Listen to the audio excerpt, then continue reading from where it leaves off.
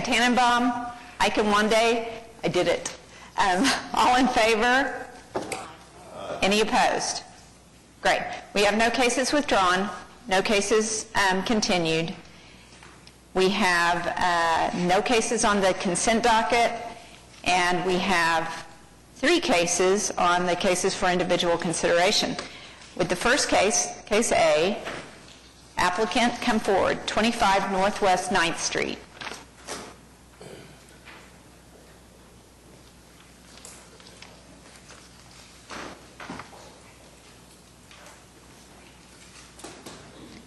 Are you the applicant, Larry? Yes. Oh. Come forward. Please state your name, write it down on the little sheet of paper. Larry Pickering, representing Mason Real Estate Investments. Okay. Would you like to go over your project? I hear that you've been to the Arts Commission.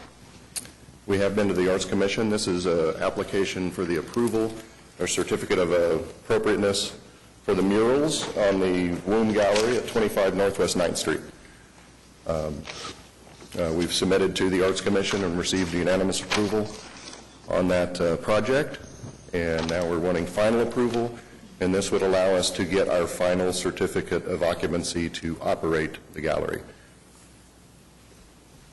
Okay. You want to show us do we have photos online of the... Yes. What? You do it. You have some in your packet, and they are online also. Correct, Paul? Okay.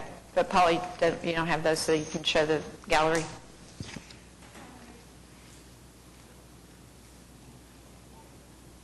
And the results of the Arts Commission review on this?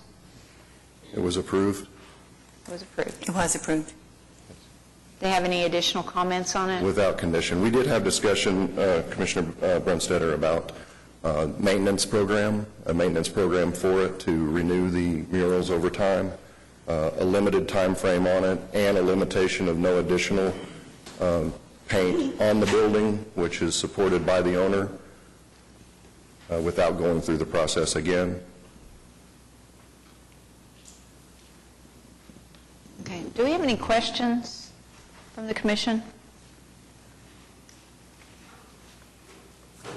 Has everyone had adequate opportunity to review this? Do we have a motion? Oh, Scotty, you want to talk about it?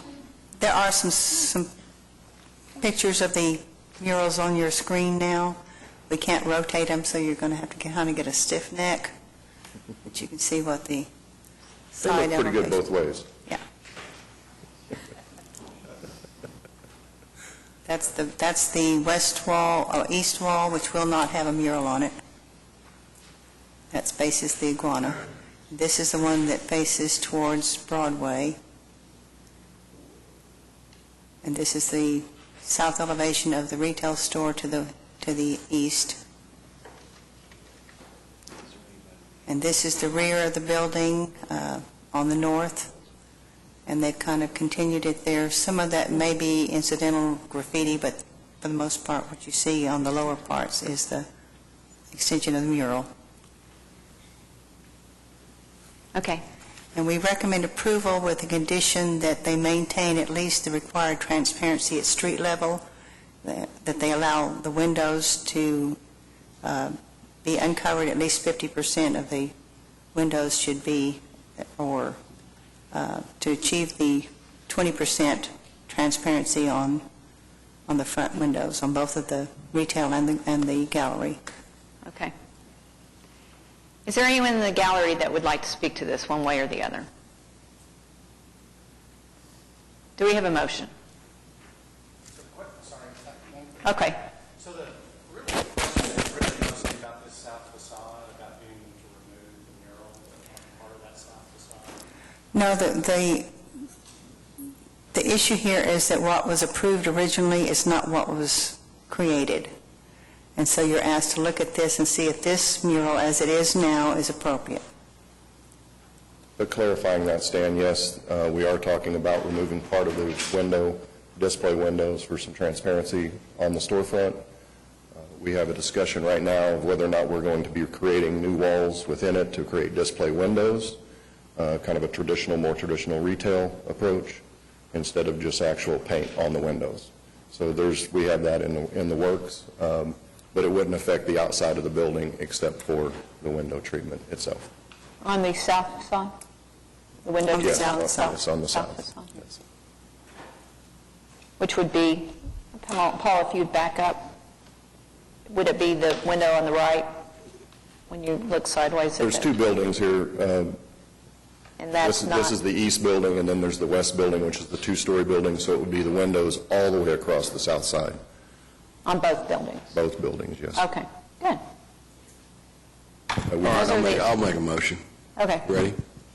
I move to approve the application on the basis the project meets the regulations and guidelines of the Downtown Design District zoning ordinance with a condition that a minimum level of 80% transparency would be maintained at the street facades of the east and west buildings in order to meet the guidelines of the Downtown Design District zoning ordinance. Okay, that was an Ainsworth Tannenbaum motion. Any discussion? All in favor? Aye. Any opposed? Thanks very much. You're Thank you. approved. Our next item is 600 West Sheridan. Oh, and that has been asked to move behind C. So the applicant approves of that. Is the applicant here? Yes. Okay. So the next item will be 330 Northeast First Street. Is the applicant present?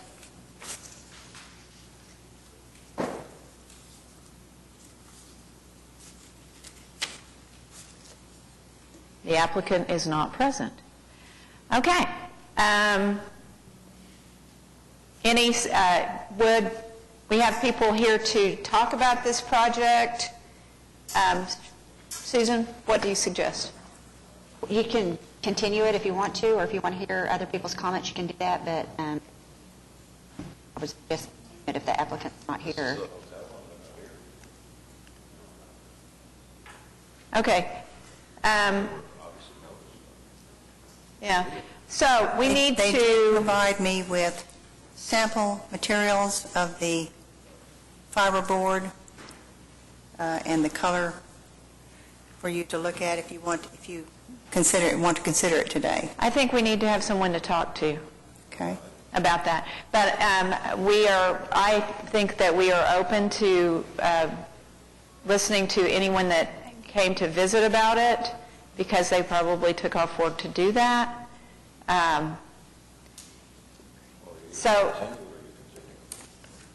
Well, they're still here. I have a list of people, and then I'm sure that there may be a few others that would like to speak. Nikki Largent, could you come forth?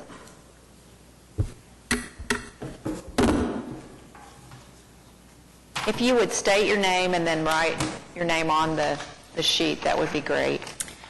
My name is Nikki Largent. I'm representing the Tree Bank Foundation in regards to the 330 Northeast First Street property.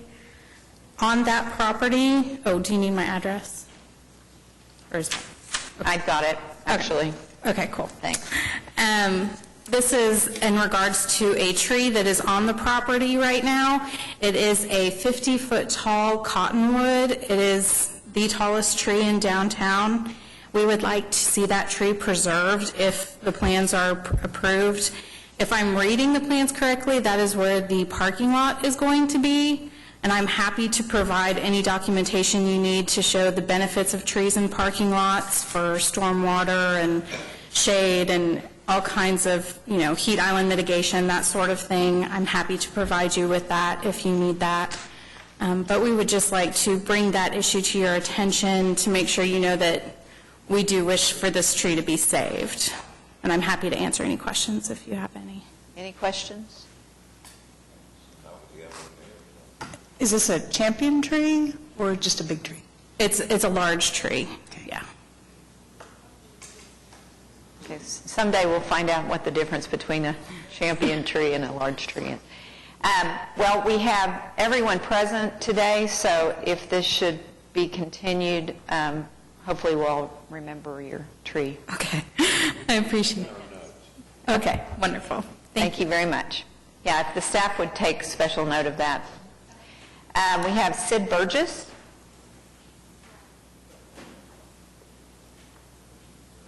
Hi, Sid Burgess, 224 Northeast 2nd.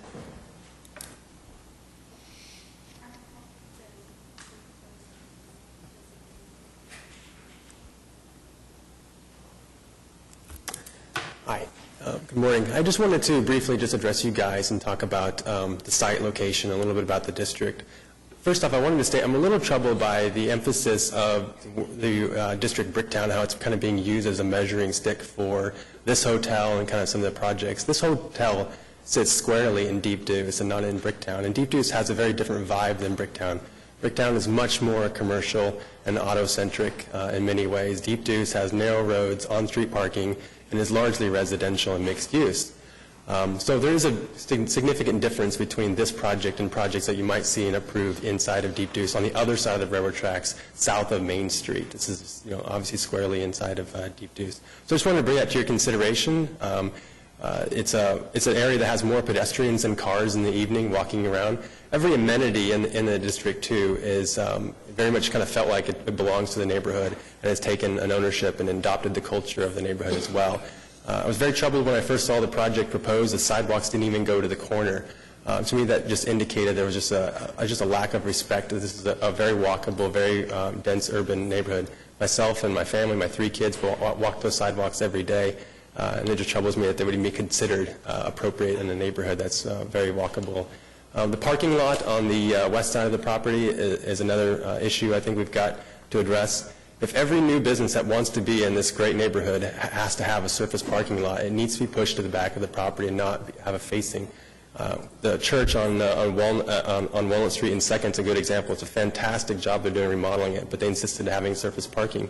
And if every new person that wants to come and be part, there's a lot of great infill properties. If every single property decides they have to have a surface parking lot, we're going to lose the great feel that we have in that neighborhood. I've lived in Vancouver, lived in Seattle, great urban neighborhoods. And Oklahoma City doesn't need to sell itself short on one of its best urban neighborhoods that we have. So I have a lot of hope for this property, but I have higher hopes for Deep Deuce if you guys don't approve this project as it's currently proposed. So I appreciate your time. Okay, thank you very much.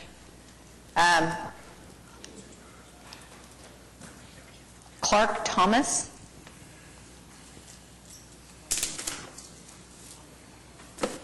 Clark Thomas, 123 Northeast 2nd Street. And I just wanted to talk about the hotel as well. And I wrote something because that's easier for me.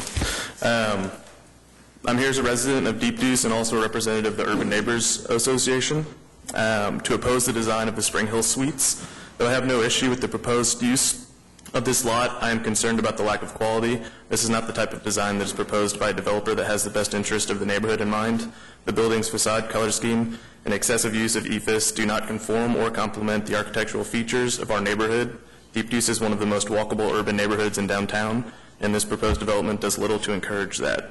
The blank brick walls along the street create a negative pedestrian experience. I would like to see a proposal that seeks to improve the walkability of this block by creating more street-level interaction with the possibility of mixed use and wider sidewalks. A higher quality of exterior material should be used to elevate the design standards and set a bar for other developers to strive for. If a development of this quality is allowed to be constructed, it will create little confidence for existing and future property owners to want to invest their money in our area. Thank you. Thank you very much. Jill Adler.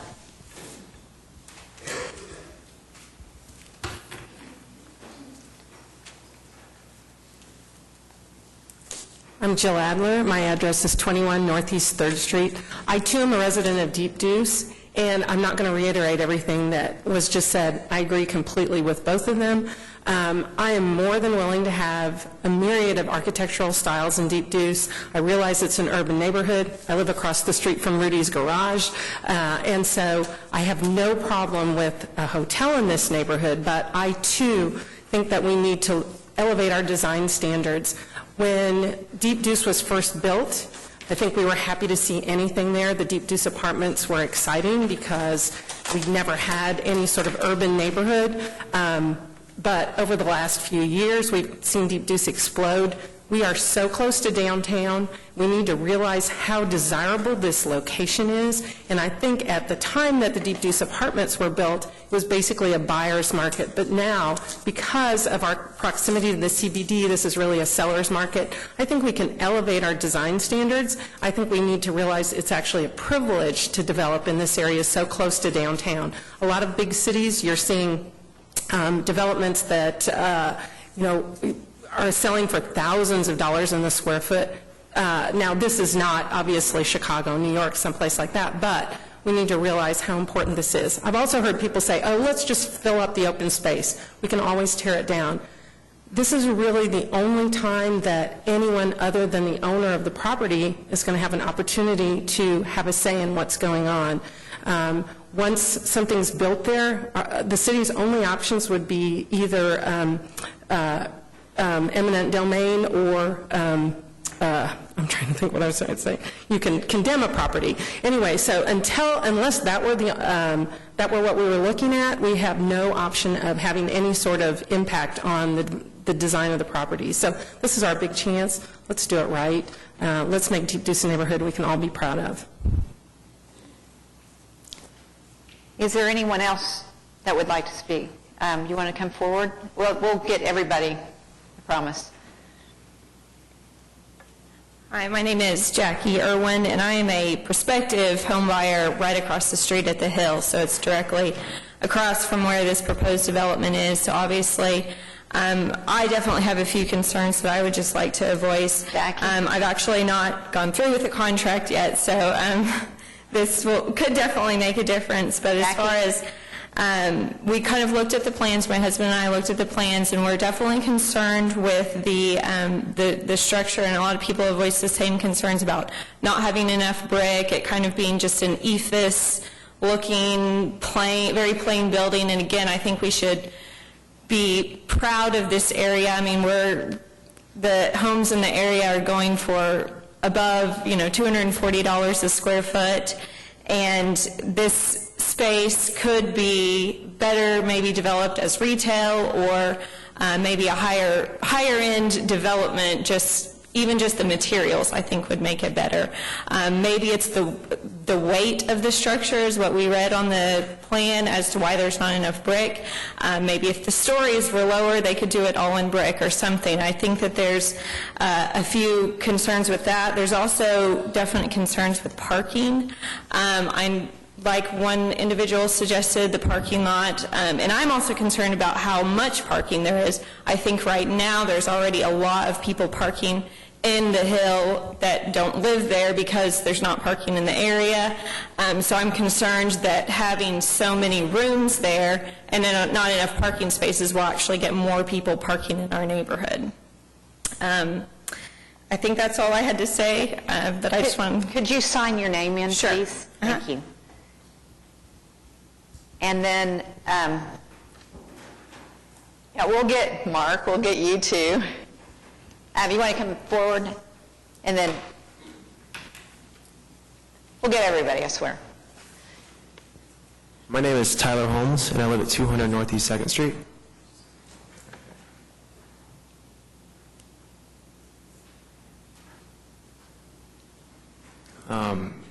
I agree with all of the past statements. I am not in support of what is on the screen in front of you.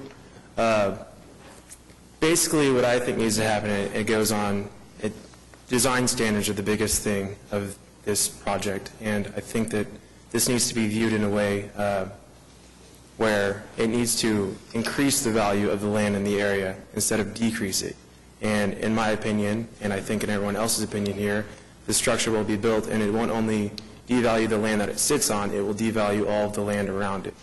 I think it has made, it's tried to integrate with the sidewalk by being pushed against the road, but I think that the actual standards on maybe the glass ratio, glass to solid ratio on the ground level would be very helpful to integrate a little bit better with the sidewalk and the pedestrians in this urban environment. I don't think parking will be as much of an issue at a hotel. They'll be able to valet it to a different area, but I just think that the overall design and care of the facade and the way it looks, and also the function that actually will be on the ground level, can be used in a very nice way to actually activate the area. That's all. Thanks. Okay, thank you. You want...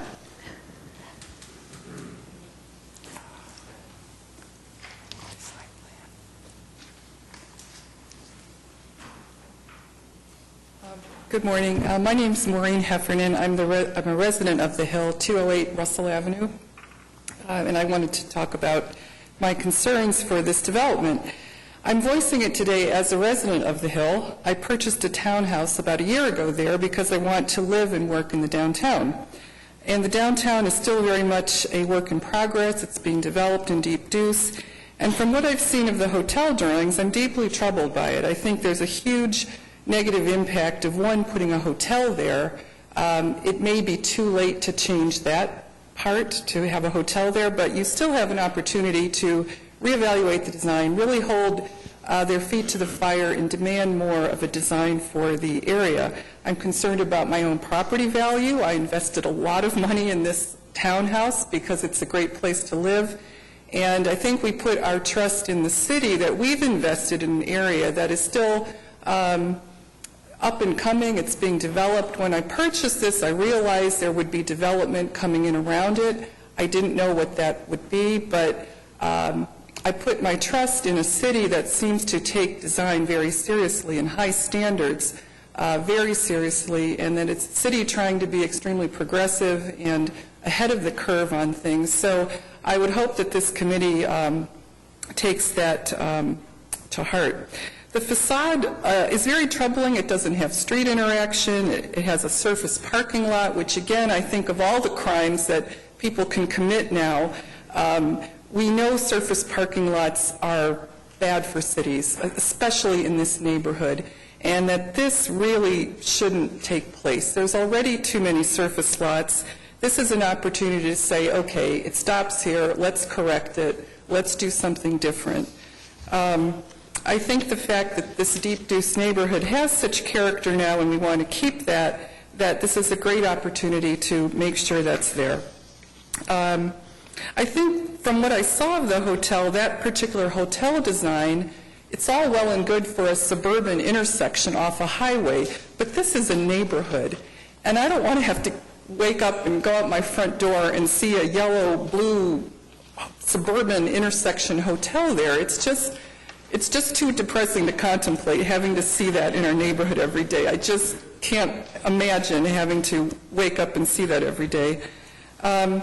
I think, lastly, if I put my hat on as the director of the Myriad Gardens, I'm a huge believer in the power of plants and gardens and the impact it can have on a neighborhood.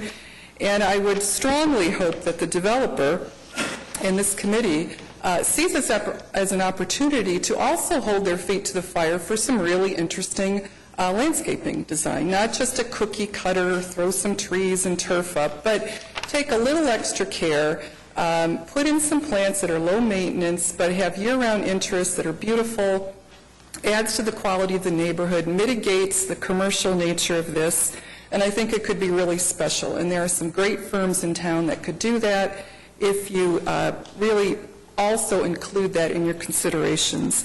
So lastly, I would just say that, we've all who live there and certainly bought homes there, we've invested in the neighborhood, we've taken a chance on it, so I hope that you all invest in the design and reward our investment in the city, so to speak. And the last thing, I wanted to say that the woman who mentioned the cottonwood tree, that tree to me is a champion tree, because it's a survivor. As an urban tree, every urban tree is a champion tree because they are up against it. And that tree, to me, I love seeing it every day. It has such character. It's growing there despite odds. It has history in it. And I think, again, what a wonderful chance to say, okay, we're going to respect this tree. We're going to work around it.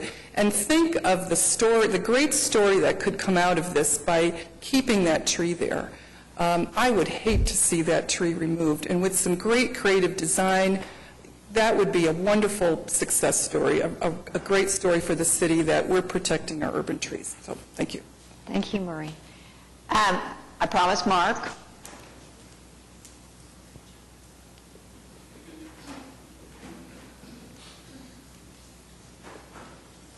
Hi, Mark Gibbs, 601 North Broadway. I've lived downtown, first in the Deep Deuce for nearly 5 years, and now in Automobile Alley. I think many of you, in fact, Stan for sure, are brutally aware of my passion for bikeability and walkability downtown. Well, at least I used to think I was passionate until Sid Burgess came along. But improving walkability, linking the neighbourhoods, these are key recommendations that we came out, Betsy and I worked on the bikeability and walkability part of the Downtown Strategic Initiative right before Project 180 came out and suggesting the same things. Making the walk interesting, this does not make that walk interesting, and that walk between Bricktown and Deep Deuce is a critical walk linking two neighbourhoods. It's only really the only safe walk, and if you call that safe, that's going some, between Deep Deuce and Bricktown, and it is critical that that walk be made as interesting and as safe as possible so that all those districts can grow together. Thank you for your time. Thank you. Okay, 2 more. 3 more. Can we, Yeah, very short. I promise we've heard the walkability, and I want to address that after you guys are done, but... I'm Shelley Pruitt. I am at 200 North Harvey. I'm representing Urban Neighbors. I'm the president of the Neighborhood Association. Also, I own a business in downtown Oklahoma City. I happen to be a mortgage broker to many of the people here, and I'm a commissioner to the Oklahoma Real Estate Appraiser Board. And in speaking to the values are determined by these people willing to invest in downtown Oklahoma City. And we had the Irwins who are looking and now reconsidering their investment in downtown Oklahoma City, and we need to take that, I think, very seriously. Because we worked really hard to get people to commit to be downtown. So that's that, and I'll sign in, and that's all. I support everything everybody said. Okay. Because the applicant is not here, we will not actually vote on this case. It'll have to be continued till next month. And if you want to come back, is this being taped right now? So can you show the tape to the applicant so that he... And we have been in contact with the applicant. He's in emergency surgery now, so he is not able to be here, but we will make sure he gets a copy of the tape so he has... Understood. And just real quick, I will... but one of the things that I wanted to address today is the transparency, which is what almost all of you guys have talked about. We have ordinance items that talk about transparency, and I can't waive those because of all the reasons that you guys talked about. So that's, I'm only one vote, but just to let you guys know that this building in many ways right now does not meet my standards. And I feel like the ordinance will uphold those as well. So, go ahead. Hello, I'm Peggy Freed, and I'm a resident at 224 Russell M. Perry, and I live at the Hill at Bricktown. And I have never spoken at a city council meeting before, so I wrote all my comments down, and I hope I can do it within 2 minutes. So, I'm a resident owner of a townhome at the Hill of Bricktown. I live on Russell and Perry Avenue, which is basically the hotels can be at Russell and Perry and Northeast First. I moved here a year ago from California as part of my job with the Boeing Company. Oklahoma came out to California and made a very impressive pitch to all of us to promote the benefits of this state and the city. In fact, the Oklahoma City Mayor, Mick Cornett himself, came out. He was among the committee that came out. So I'm here to express my concerns, obviously, of this planned development of the 6-story hotel in the heart of our neighborhood at Russell and Perry and Northeast First. The Hill of Bricktown is reminiscent of historic row homes and brownstones that you'd find in New York, Chicago, or any other big city environment. And the charm of those neighborhoods, which I've been through a lot of them because I travel a lot for my job, is the architecture of these homes, the brickwork, the tree-lined streets, people walking their dogs, people greeting people, and the sense of community, and I see that starting to happen in my neighborhood. And it's really exciting to be there. We're beginning what promises to be something very special. Whenever someone finds out that I actually live at these townhomes in Bricktown, they always want to know what it's like, and they seem to be just a little bit envious that I'm living their fantasy of what it could be like to live in a city, in a street that reminds them of maybe a trip that they took to New York. I mean, didn't the Cosbys live in one of these brownstones on that TV show back in the 80s? The proximity to Bricktown, the Boathouse District, and the downtown center is not only convenient, but it's fun and exciting. But all that really starts further south on Russell and Perry, past the railroad tracks, where it turns into Joe Carter at Sheridan. There's already a Hampton Inn and another new hotel being built right there on the corner. North of the tracks, though, it's all residential, save a restaurant here and there. The Deep Deuce restaurant, which is folded in among the Deep Deuce apartments. The Wedge, which is a small building just off, it has its own character there on Northeast 1st Street. Nothing in that area is taller than 3 stories. And this allows us to have some beautiful views of the downtown city, especially the new Devon Tower. Now there are plans to build a 6-story hotel smack in the middle of all of that. And this is guaranteed to ruin the views for at least one of the residential buildings at the Hill, who that lady wants to buy at. And I can't blame her. And what's worse than that, who wants to live across the street from a hotel? It's one thing if you're talking a high-rise condominium. If you live in a high-rise condominium or apartment building in the city somewhere, you wouldn't even notice a new hotel would hardly be noticed. But that's not what this neighborhood is. It's a family community. In addition to young professionals and retired couples, where we want to feel comfortable walking around in a place that's charming and feels like home. And I have many concerns. Well, number one being who wants to live across the street from a hotel. But 2, traffic. Most of the time the traffic is light, and it's about what it should be, except we do get quite a bit of traffic after Thunder home games. People use Russell and Perry as a shortcut to get to the I-235 on-ramp there on Lincoln. And you have people leaving the bars at Bricktown or use the Bass Pro free parking because they don't want to pay for the parking downtown. Hotel traffic's only going to make that worse. And guests finding their way there, hotel workers going to and from work, and what about the delivery trucks? The big noisy delivery trucks. Again, I mentioned the parking. Parking's not really great right now, and it's only going to get worse. The sense of community. People want to walk on a tree-lined street with their dogs and their kids, and on quiet streets, and they want to meet neighbors, and they want to feel safe, safe that they're not going to be hit by a car or a big noisy delivery truck. Ruined views, 6 stories versus 3 stories, hotel wins. Declining property values, my house goes down in value because of all the negative effects the hotel brings. And then my last point, who wants to live across the street from a hotel? So, Oklahoma City is full of vacant properties. I see it all the time when I'm driving or even walking around. And, you know, there's a nice big vacant, they just tore down a bunch of warehouses there right at Sheridan and further south of the railroad tracks off of Russell and Perry. Our hotel brings in clientele that are not invested in the quality of our neighborhood, nor do they have the interest other than being at that hotel. What other type of businesses this will encourage? They have no other motive than to ride the coattails of hotel revenue stream and no care or concern for our area. There has to be a better use for this property. Probably the best use for it is, from our perspective, would be to put a nice park, but we all know that city likes taxes and revenue and all that, so why not find another solution? It's a residential neighborhood. Okay, we've done about 4 minutes now, sorry. Oh, I'm sorry. Basically, keep everything south or towards the city center. Let this become something that you can lure people to Oklahoma with, and let's work together to make it a world-class city. Thank you very much. And we have one more. Sir? Oh, we had, okay.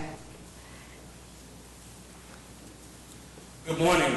I am Councilman John A. Pettis, Jr., Ward 7, City Councilman, 1915 Northeast 44th Street. Welcome. And thank you. And anytime that a neighborhood association has concerns about a project in my ward, I listen. And I think it's time for the developer and the neighborhood association to have talks about this development, which I believe has not really happened. So I just wanted to put in a footnote with that, and hopefully the developer for this project will get with the neighborhood association and residents in the area to see what can be worked out. I believe that something can be worked out, but again, when the neighborhood association protests a particular item, I listen. And so again, thank you this morning. Thank you so much for being here. Okay, one more.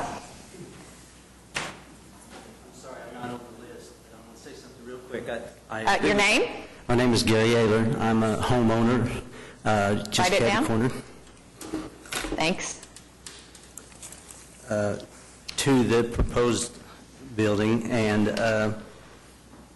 the issue that I have with it is the parking. If you will look at the plans, there are approximately 20 parking places for a 6-story hotel, which does not make a lot of sense to me. I know there is parking within walking distance, maybe a paid parking. However, across the street is free parking, which we consider our parking there at the Hill, and we won't have that any longer if this building goes up with 20 parking places. That probably won't even accommodate the staff there.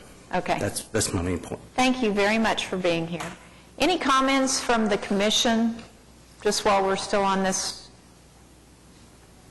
Oh, yeah.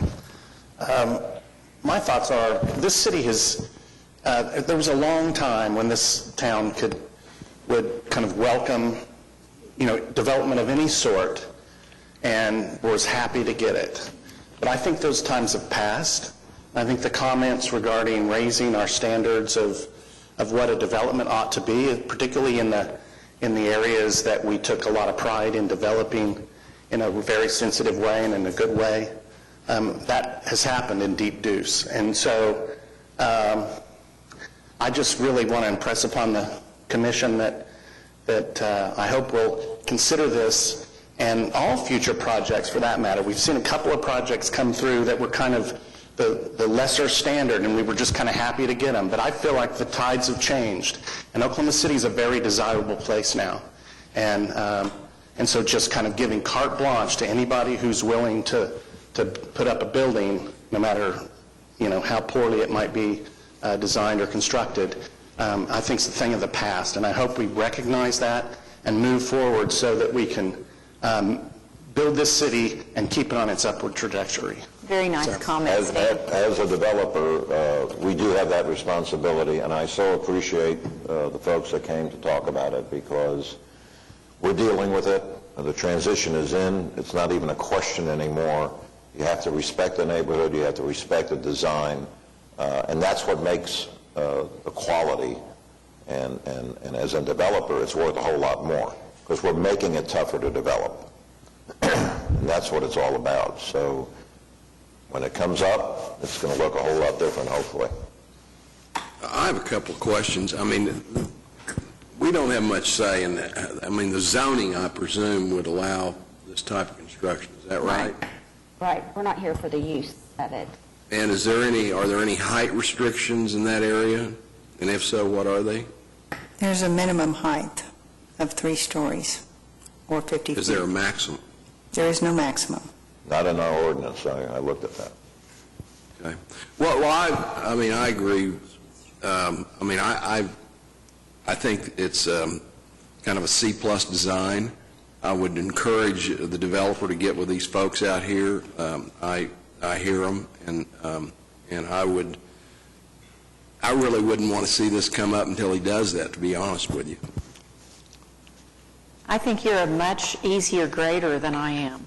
And you can say it's ugly. But I so applaud the councilman's suggestion for the applicant to really sit down with the neighborhood and understand what their concerns are, and I'd like him to take a closer look at what our goals really are with our ordinance, because he's not meeting them. So Anyway, do we have, we have been okay to continue this. Move to continue. Can we give it a date of 60 days instead of 30 days? Depends what he's in the emergency room for. I would go ahead and do it 30, and then if you can do, continue it again, then do that, but Okay, do I have a motion? Move to continue it for 30 days. Do I have a second? Okay, Ike did the second. All in favor? Any opposed? Thank you all for being here. We do appreciate your presence and your comments. I would like to ask the representative of the Neighborhood Association to contact me so that I can get information to pass on to this applicant, please. Thank you. Scotty, do we have a date for that, when our next meeting is? Put on here? July 18th.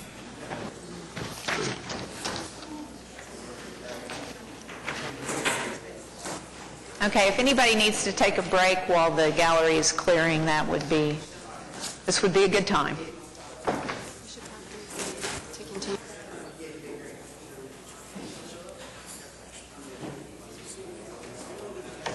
We have another case.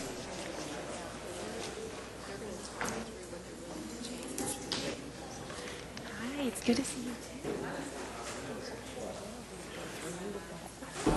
Okay, that's great.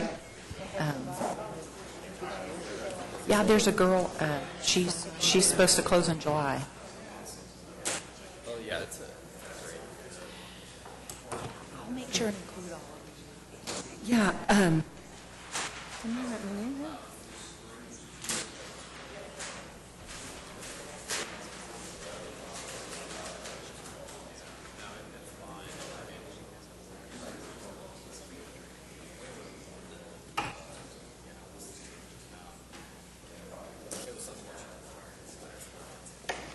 Okay.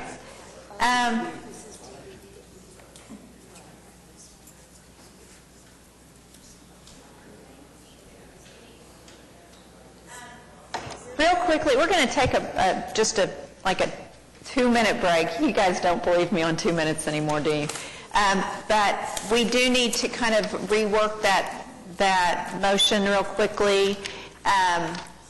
Aubrey pointed out that 30 days isn't necessarily our next meeting. Sometimes it's less and sometimes it's more. We need to make that motion to the next meeting.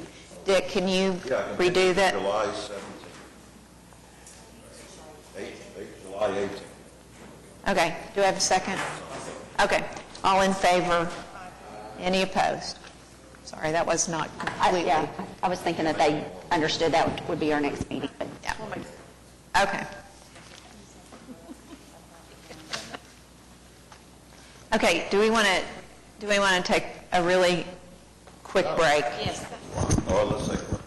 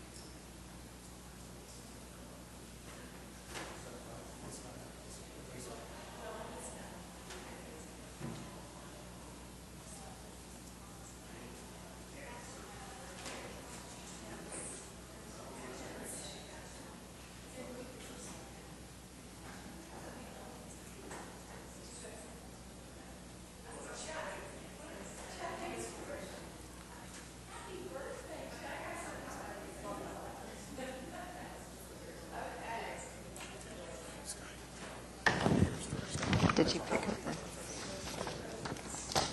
the... Okay.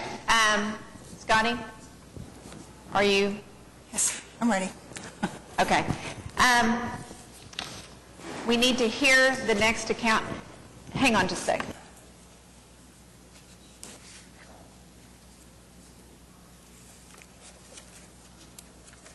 Okay.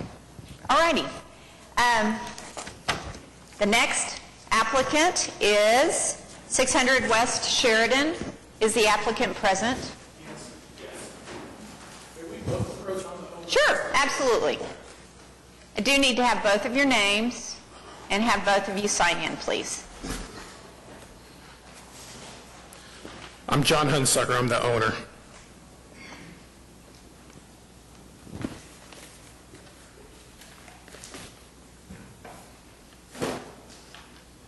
There you go, Scott. I'm Scott Coleman. I'm a builder.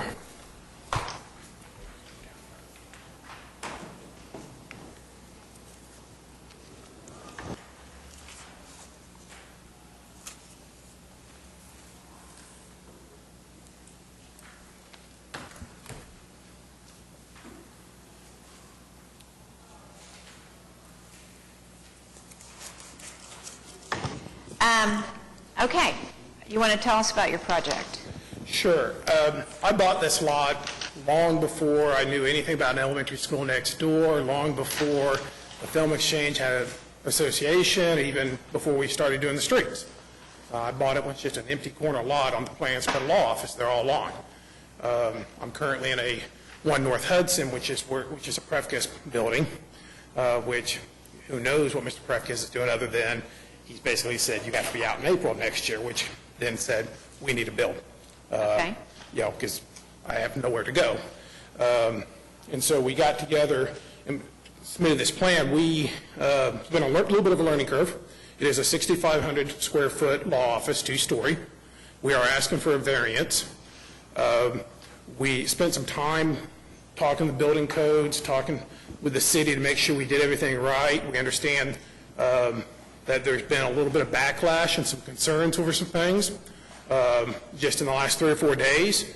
I have listened to the comments. I have invited constructive criticism. I've had phone conversations with people. I've had email conversations with people. The 2 overriding concerns we heard were the hip roof and the garage door on Sheridan. And we actually have new plans that we brought with us today, if you'd like to entertain this enough for everyone, that basically changes the roof doesn't change the height, just changes it to a shed roof with 3 parapets around it, which is identical to the building directly west of us. Basically a flat membrane roof with parapets on three of the 4 sides. To address all the concerns on the hip roof. Matches all the rest of them. Right. The other concern was the garage door on Sheridan. We've actually reworked that and put in a storefront to be rented as separate retail space with its own storefront on that back corner to help tie in the building to the Film Exchange, because our entrance is over on Dewey, and actually tuck away from one of the offices inside where it's a large enough space to actually be able to rent out. And that does away with that garage door and addresses the concerns that I heard from the neighbors and online about the garage door. Those are the 2 overriding concerns we heard. We want to be good neighbors. We've addressed those concerns because, quite frankly, we're in a time crunch. We can't afford to, go back and forth for months on this. We listened to the concerns. We've addressed them. I think that will appease most people. The only place we actually didn't meet code was the 3-story requirement. If you look at that neighborhood, we are the downtown business district, but more important, we're in the Film Exchange. And I listened to the people talk before about respecting the neighborhood, respecting the design of that neighborhood. Well, the design of that neighborhood is there are no 3-story buildings in that neighborhood, with the exception of one on Lee, that's halfway in between Main and Sheridan, and one all the way over by Fred Jones Ford. Other than that, everything is 1 or 2 stories. The buildings immediately adjacent to me, one across the street, the Dunlop Cotting Law Office, is 1 story. Directly west of me is 1 story. Directly south of me is 1 story. The school is directly east, and it is 3-story on the Walker corner. But then it comes down, and it steps down to a 2-story, and then has a walkway that's 1 story. that abuts to our building. Basically, so the walkway appears to be about 10 feet tall. And so it would be a nice transition from downtown, 3-story, 2-story gymnasium, our 2-story building, and then the rest of the 1-story buildings. The only real concern that was addressed to me about the variance was from the law firm across the street, that they intend to someday build a 3-story building. They just renovated that building. It's 1-story. It's 1-story. If they were going, they could have put a 3-story up then. They were remodeling, they weren't required to. To object on the off chance that we may put a 3-story building up later, therefore we want you to be 3 stories. The fact is it's a 1-story building. Everything around us is 1-story. It reflects the character of the neighborhood and respects the character of the neighborhood. We've designed it where it sits all the way on the street. We have parking in the back. There is a need for parking in that area because you have a new elementary school coming in. Parking is going to be difficult in that area, and so we've designed it to have enough parking on site for our staff, and it's behind. We've taken the steps to do the landscaping and the fence to make sure that it is out of sight. There is a rear garage door. We have a couple company cars that stay on site. They open to the alley. They're on the back side facing the alley, away from the front, away from the side. Can I stop you here? Yes. You have some plans that you want to present to us. I do want to point out that the ordinance was written to increase the density in the area, in the downtown area. The height requirement is 3 stories or 50 feet, and I don't know what your new plans look like. They could be 50 feet as far as I know. They're not. It's the same height. All we did was take away we have the plans if you'd like to see them. We made enough copies for everyone. I think we should see them, and then we should see how different they are and see if we can even, we really spend some time looking at the site and looking at the plans, and it's probably not appropriate. I don't know if Susan may have something to say about that legally for us to. Well, it's just in your bylaws, and it says the applicant shall present no new documentation to the committee at the meeting without staff having first reviewed it, an opportunity to review. If staff feels that they have looked at this and there's not that many changes, then you can make your own decision whether or not you want to look at their. Do you have any kind of what do you guys want to do? What has staff looked at this? I have looked at it. I would like you to have the opportunity to look at it. If you feel like you can look at it today and make a decision, or if you need to, I think there's a big... Whatever time you need. There's a big difference. How tall is the top of your parapet? That parapet it's a 2-story building. With the parapet's about 4 feet tall. It says it's 26. He said it's the same height. So we're 26 feet is the top of the ridge. And so I'm wondering if it goes to 26 feet or if it actually goes to something less than that. No, I believe it goes a little bit taller. This is the kind of information we really need before we can make a decision. Well, and I'll be honest, if this committee says we like the roof, but it has to be 27 feet tall, we will make it 27 feet tall. Well, the requirement is 50 feet. Right. And there's a pretty big difference between 50 and 27 feet. I understand, and that would be the 3-story building or 50 feet, which is basically the equivalent. And that's not the character of this neighborhood. We have a couple people signed up to address this project. I don't think we can actually hear this. We need I think just from looking at the drawings across the room, it appears that we would need more detail. We'd need dimensions. There were complaints about the hip roof, so we removed it. I understand, and I think that's a good change. But we really need detailed drawings. We can't make a decision based on drawings and I think it would benefit you as the owner to have some detailed drawings. The other problem for Mr. Hunsucker is he's under a time crunch where he has to get out of this building. And he has told me if we can't get started by here, I have to go somewhere else. So we were hoping that you guys could approve it contingent upon accepting the roof At a later meeting. or something like that. That way we can break ground. Because the problem is, by the time we come back next month, that puts us past the variance problem.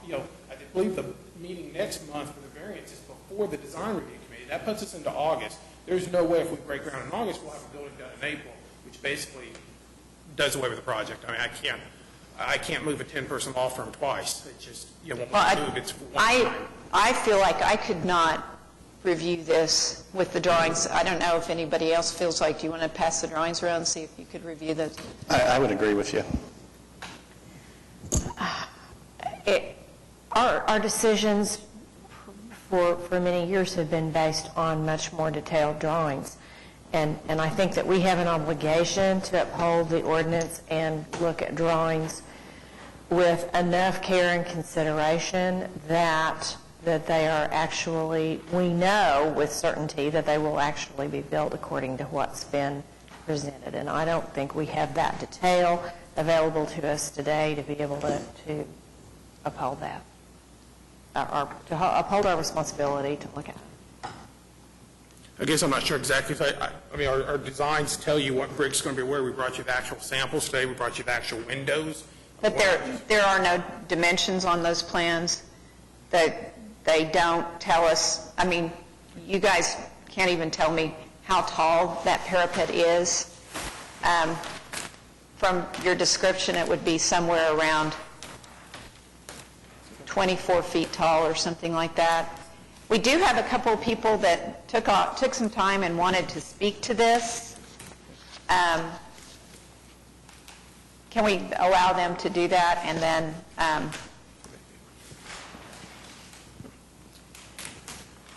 so do we have that list? Okay. The people that would be interested in speaking to this, would you step forward? Okay.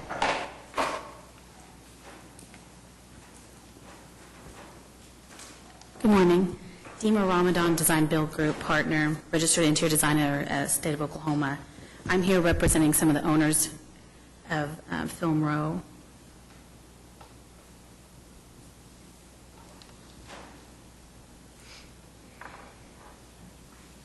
I'm sorry, what were your name? Dima Ramadan.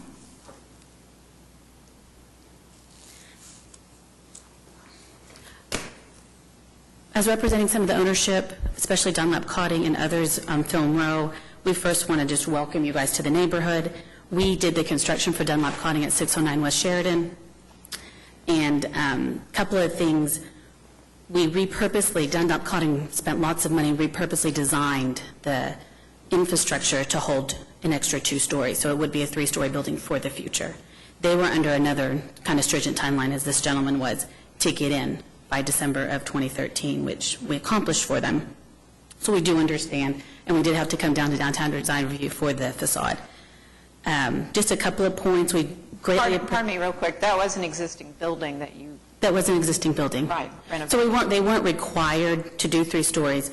They wanted to do a 2nd story. When they read the requirements and ordinances and found out that Film Row was pushing urban, they spent the money and said, okay, let's stop construction, let's go ahead and do this so we can put a 3rd story, because they wanted to be respectful of the neighborhood. So they did it as a courtesy, not as a requirement. Some of their things, they greatly appreciate changing the pitched roof. I think that's a wonderful idea, and the garage door. The opposition from 628 Oklahoma Theater Supply ownership and Dunlap Cotting was the residential type building, so that's greatly appreciated. Some other aspects to look at are the historical accuracy of the windows, possibly considering those. And we know the plans, there's lots of, I think, architectural and ADA issues there with egress that will be addressed with the city. So we just wanted to welcome into the neighborhood and just appreciated the fact of adhering to surrounding buildings and continuity. The owners are very excited to have new ownership there. With the elementary school going in, we just wanted to make sure that all the new business flooding into Film Row, to ensure the integrity of the new building. Since this will be a new building, the first new building on Film Row, it's setting a precedent that everybody else has to abide by. And there's lots of property that can be improved there. Understood. Thank you. Thank you. Is there anyone else that would like to speak?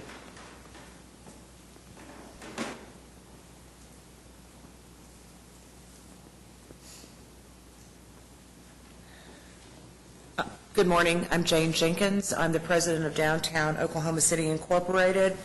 I think that this building still needs a lot of changes. It is a good use for the property, but Film Row is a very, very special district that has some intact historic buildings with a very distinct design to it that was, remained virtually, untouched to some of the other development times of downtown OKC. And I appreciate the property owner's efforts to make some of the changes with the roof and the garage to accommodate a more commercial look. But it's very difficult to tell from the drawings at this meeting, exactly what the dimensions of the windows and the things like that are.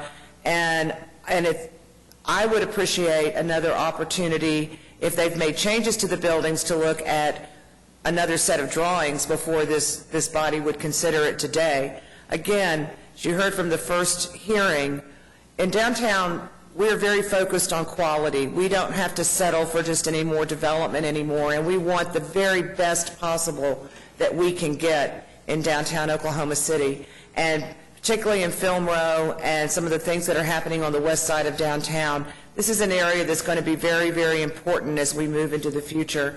And as one of the first new buildings to be built in this quadrant of downtown, I would like to see this project really take the lead and show an example of the type of building that we want to see, because there will be other buildings that will be constructed in that part of downtown in the very near future. And I think we have an opportunity here to really set the standard and show people what can be done and how to be complementary with new construction in a historic district. And there's no pen to sign in.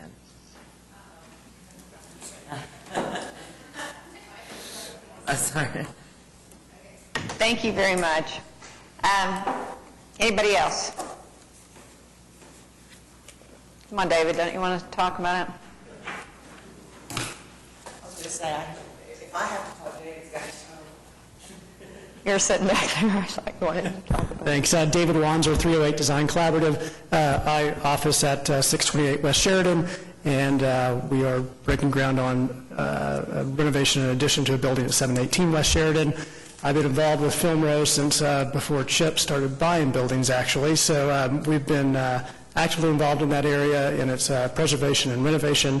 I echo the sentiments of the previous folks who have spoken, welcoming new neighbors to the neighborhood, new construction to the neighborhood, new investment to the neighborhood. There has been concerns already expressed by the board and others that I will not repeat, but there are still some concerns about this. I would like to see some more detailed drawings and the changes that have been mentioned, and that's really all I have to say. Thank you. Okay, thanks very much. Oh, David, do you Yes. know how tall, say, the building that you are currently officing in is to the parapet? Probably 24 to 26 feet. Is it? Yeah, probably about 26, plus or minus. Do you have any concerns over the height of this proposed project?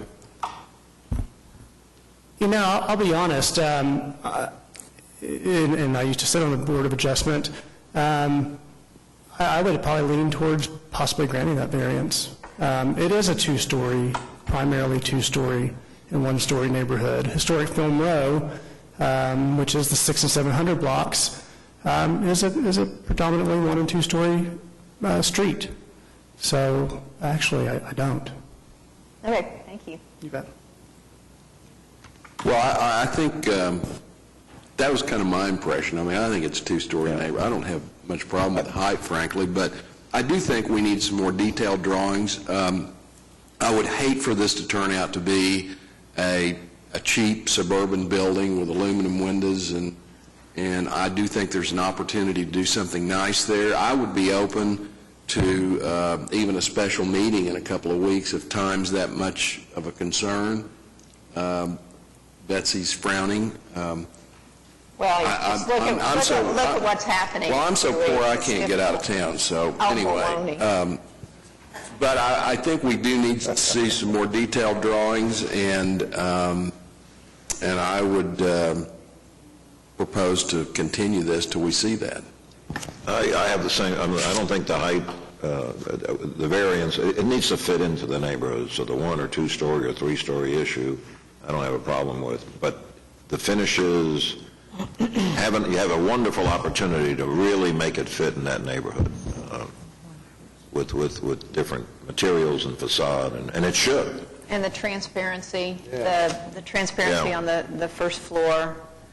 And I'm with Chuck. I'm not leaving town till next week to Cabo. I don't believe it. I'm telling you. Are they not paying you rent, Chuck? What's the problem? If there's, we want to build this building. I want to build this building. I've owned this lot a long time. I've been a downtown business owner for 15 years. I've been at One North Hudson 10 years. I want to build this building. Time could keep that from happening. I appreciate maybe having a special meeting. I would still ask if everyone is, and I don't know if they are or not, the Board of Adjustment meetings this afternoon. That's my concern, is for the variance there. We're going, we have no problem coming back in a couple weeks with renderings, whatever you need in more detail. Our concern is getting past the Board of Adjustment on the variance, because I believe that Board of Adjustment meeting next month, I believe, is after the meeting, and that's a full month away, and that starts getting a time problem for us where we have to look at viability of whether we can do the project. I think you can, if the Board of what's the schedule for the Board of Adjustment? It's because of the summer hours, it would take him 2 months to get a variance if he misses the date today. Well, Can we provide a recommendation on the height and not the design? I can do that. You guys, this is making me very uncomfortable. I think can they not stack the applications? They can do that in Planning Commission, where they get the approval through Planning Commission and they go straight to the Board of Adjustment or whatever they have to go. That's what they have now. But the next meeting of the Board of Adjustment is after our meeting, so it would be September before they could go get on the next docket. I don't understand. It's the other way. Your next If you don't meeting give is after the next Board of Adjustment. Yeah, if you don't give a recommendation today, the recommendation couldn't be presented to the committee until the following month. I still have some concern, not so much about the height, although I'd like to see it be a higher building, just about the residential, kind of the residential look and the residential feeling of this building. The buildings that are around it have such character, they have such Art Deco character, they're very special. It's just such an interesting area. I think there's such an opportunity for you to build something that's going to have a lot of long-lasting value, and only if we see more detail do I think we can determine that. I'm certainly willing to look at doing a special meeting if we can have a quorum and try to accommodate you. We wish generally to do that. That still doesn't address his problem with the variance, though, because it would still be 2 months before he could get a variance granted if you're not comfortable giving a recommendation just for the height issue. You can also just give no recommendation. I mean, you do just have a recommendation. It's the Board of Adjustment is going to actually have the final authority one way or the other. Provide no recommendation, or you can make a decision now. Okay. But you do have that option. I was just letting you know that, it is just a recommendation, and at the Board of Adjustment will be the controlling body. Okay, so if we gave no recommendation and sent him on to the Board of Adjustment, and he got approved by the Board of Adjustment, then what happens when we ask to move the parapet up a foot, or? It would just be to waive the 50-foot minimum. So the idea is just to waive the 50-foot minimum. That's what he did variance. But he would still need a CA to proceed. But he'd have to have a CA to proceed with the building. That's correct. That's how I understand it.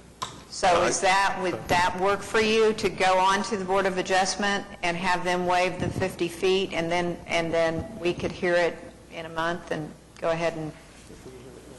Madam Chairman, there's separate issues here. If we're comfortable with the one-story, regardless of the height, that we will determine later, two-story, excuse me. If we're comfortable with that, I feel that we should send them off with a recommendation to the the afternoon meeting that he Well, wants. and then we can actually... And then we can deal with what Jane Jenkins is right on about making it really fit into the neighborhood. And you should. I mean, you're going to. I know. We agree 100%. It's just not reflected in our designs, and we had that today to present to you. I understand. but- I move to recommend to the Board of Adjustment that they grant the variance. Okay, do we have a second? Second. All in favor? Aye. Any opposed? Aye.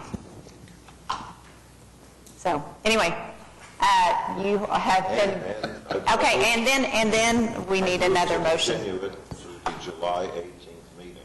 Okay. Second. All in favor? Okay, now, Paula, I probably got that all bungled up. It was Tannenbaum, Ainsworth, motion and second. Oh. I think in both cases. Come to a impressive, wow us with this deco front.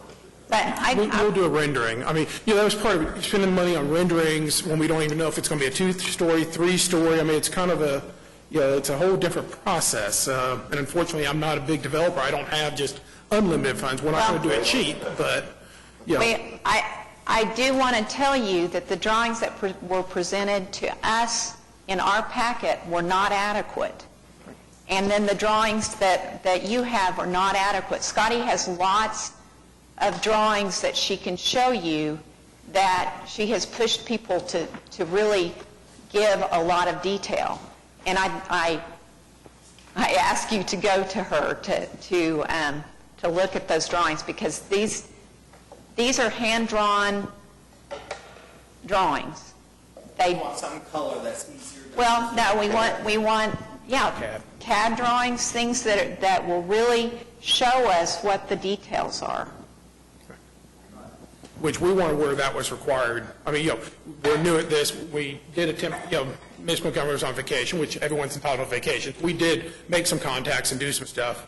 And so it's not like we weren't trying. We don't want to offend the board by bringing something that wasn't adequate. We will get what's needed and bring back for the next meeting.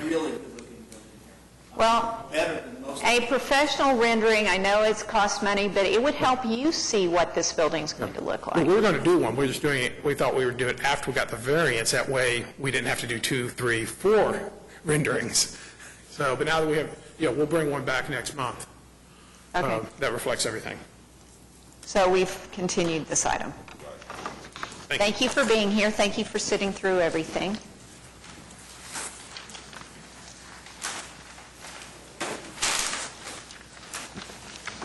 Okay. Other business, bylaws.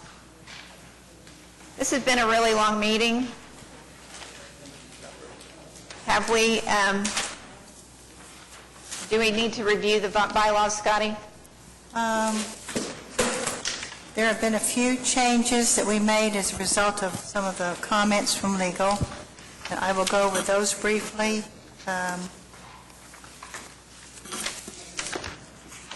I think I will.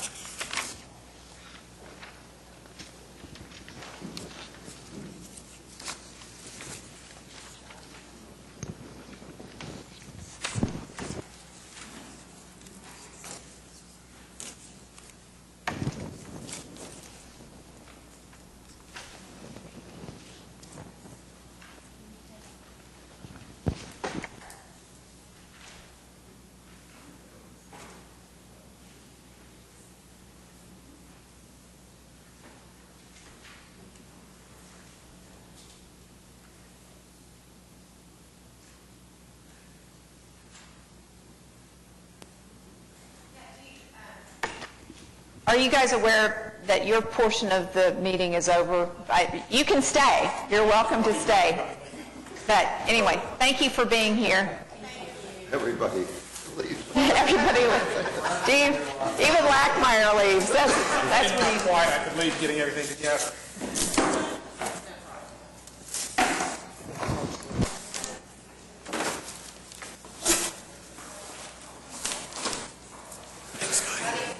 Yes. Okay. Yeah, the changes that we made after you saw the last proposal for the bylaws was to Section 1 membership. It It changes the original proposal to encourage rather than requiring all members to have demonstrated knowledge in the fields of, or the phyleds of architecture, urban history, city planning, urban design, or real estate development. On Section 3, attendance, it puts in the attendance requirement that was left off. You need to attend at least 2/3 of the regularly scheduled meetings over a one-year period. Section 4 deals with how the members can be removed by the mayor. It did ask for him to file a written statement. We've deleted that requirement. We don't ever get it anyway. Article 4, rules and quorum, we revised the prior one to allow action taken by the committees when members abstain. The current proposal requires the affirmative vote of a majority of the votes cast, not of the members present. Section 5 allows the committee to adopt supplemental procedures. Appeal states that any person aggrieved may appeal a decision rather than any applicant.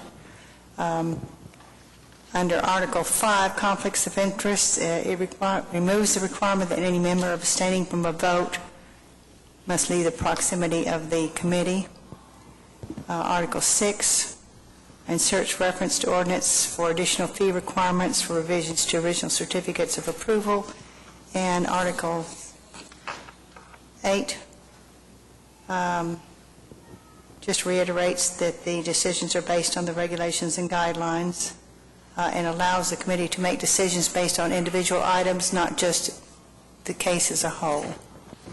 And those are the only changes from what was originally discussed and reviewed last time.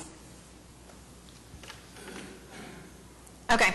Do we need to adopt them? Does anyone have a motion on that? Okay. The amended. Right. Okay. That was Tannenbaum, Ikwande.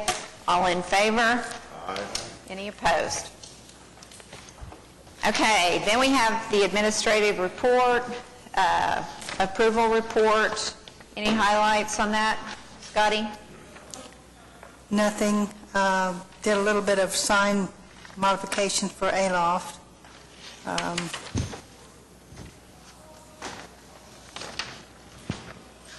And we did a little modification on the parking garage on 10th Street.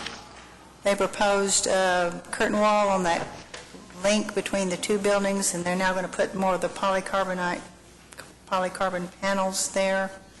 I don't think it'll make a significant change in the appearance. Okay.